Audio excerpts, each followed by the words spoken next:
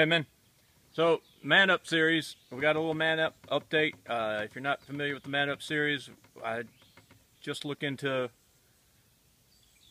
the crisis, not the crisis of masculinity per se, but some of the identifiable causes that men are getting beat down over, or that are reducing men in the West.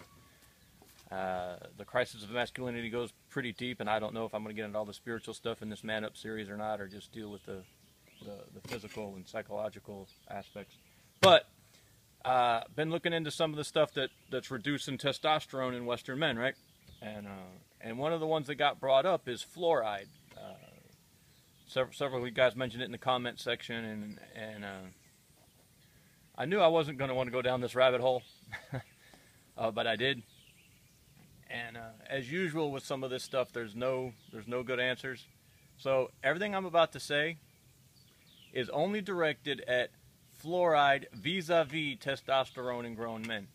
I'm not really dealing so much with fluoride as a health issue, as public policy or any of that, but I do have to touch on some of those issues to talk about this. So keep an open mind and don't freak out on me. And you know what? I'm just going to lead with this. I'm never 100% comfortable with anything the elites do, you know. Sorry, we're going to try to stay above the chainsaw noise in the background. And the elites did fluoride.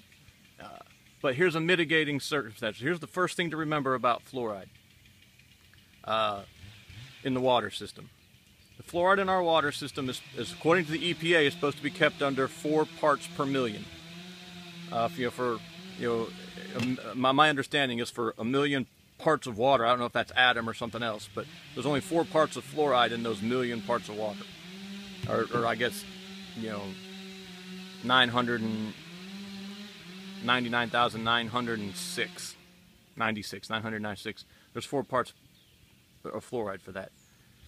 It actually occurs at higher levels than that naturally, and the whole way they found fluoride was by studying this thing called Colorado brown stain in people's teeth somewhere in Colorado. And they were trying to figure out why these people had these brown stains on their teeth, but very, very few cavities. And that's when they made the fluoride connection. So fluoride can occur naturally at levels much, much higher than they make our water, drinking water. In fact, there's places in the country where they have to defluorinate the water. Now, we could talk about all kinds of stuff. What is that, fluoride that's getting introduced into the environment and coming back and whatnot and all this stuff. But going back pretty early, they found fluorinated water early on, like 1890s type stuff here. So right off the bat, my panic level went way down.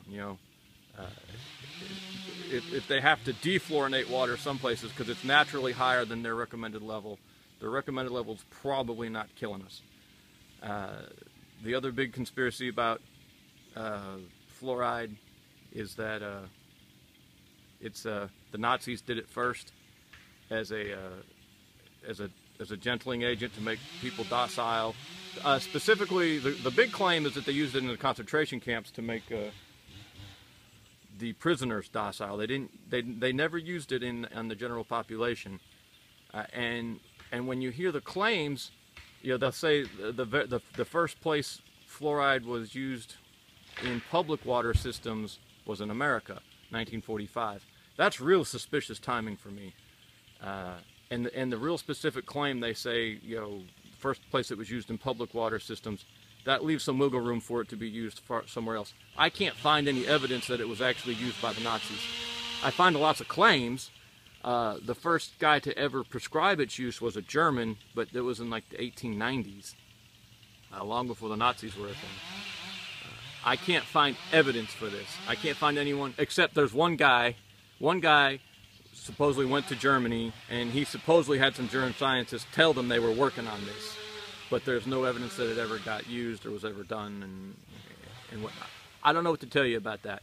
Obviously the elites would lie to us in a heartbeat, and the fact that I can't find evidence of a conspiracy is no proof that there's no conspiracy. That being said, is the fluoride affecting us as men? There is some evidence that it can. studies on rabbits have shown that it can wreck male rabbits' reproductive system. It does affect some areas in the brain. I think it needs to have a lot higher levels than we're talking about.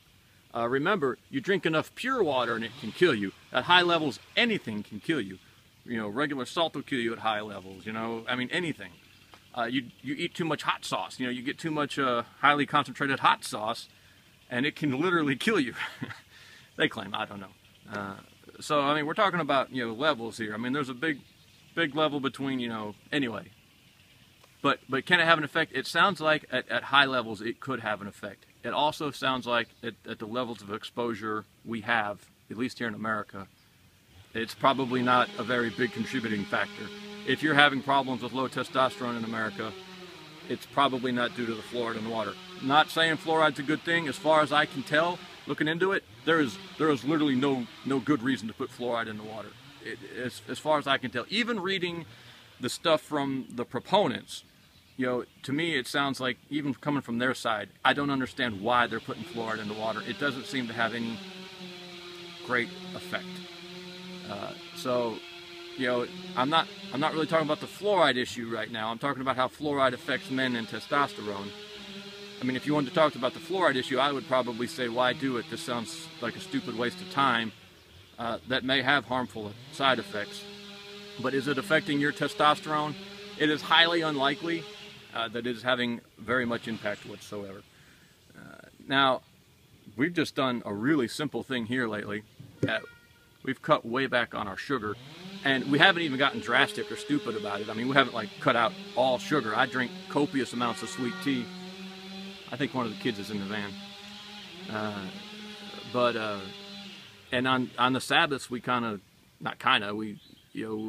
we buy Coca-Colas, and all the kids have their Sabbath Coke, and they get real excited about it, and we maybe get some ice cream. And so, I mean, we haven't gone like extreme weird, you know, wheat germ, stevia, you know, no unnatural sweeteners route. We've just cut way back on having snacks and stuff around the house, and sweets and stuff. And it may just be placebo effect. It's anecdotal, of course. I have felt a big difference. I have felt more energy. I felt like I've lost weight. I felt like I've gained muscle mass. Other areas I feel like have improved, but you know, like I said, that's all anecdotal, and it might be the placebo effect.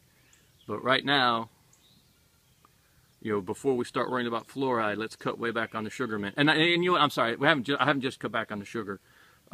Mariah's been feeding me more protein. You know, I quit eating my bagel for breakfast and started having eggs and stuff like that. So, but just little changes, adding in protein and taking out small amounts of carbohydrates and sugar here and there, and now we got a kid crying. Anecdotally, for me, has seemed to have a significant effect. Anyway, we appreciate you, man. I can't wait to see what the comments are on the fluoride thing.